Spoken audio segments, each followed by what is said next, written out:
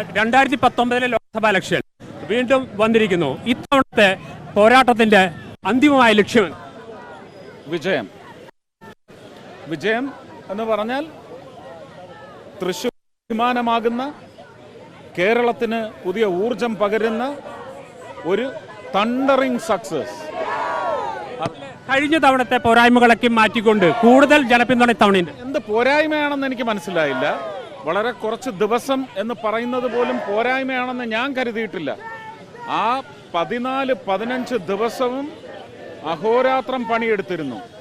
നമുക്ക് എല്ലാ ദിക്കിലേക്കും എത്താൻ പറ്റിയില്ലെങ്കിലും ഒരു പുതുമുഖമല്ലല്ലോ ഞാൻ, എല്ലാവർക്കും അറിയാമായിരുന്നു. പിന്നെ കഴിഞ്ഞ പ്രാവശ്യം എന്താ സംഭവിച്ചതെന്ന്, കലാശക്കോട്ട് കഴിഞ്ഞ് അന്ന് രാത്രി എന്താ സംഭവിച്ചതെന്ന്, ആരൊക്കെ എങ്ങോട്ടൊക്കെ ഫോൺ വിളിച്ചെന്നും നല്ലതുപോലെ അറിയാം. ഒരവസരം കിട്ടട്ടെ, അസംബ്ലി കയറട്ടെ ഒരു കാലത്ത്, അന്ന് വിളിച്ച് പറയാം.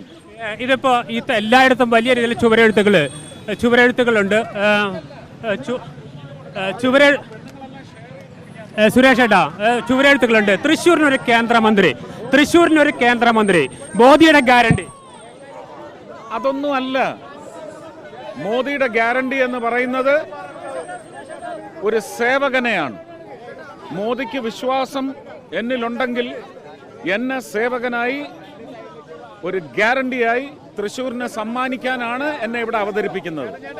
അത് നിങ്ങൾ നൽകിയാൽ എന്നിലൂടെ അദ്ദേഹം നിങ്ങളിലേക്ക് എത്തും എന്ന് പറയുന്നതാണ്.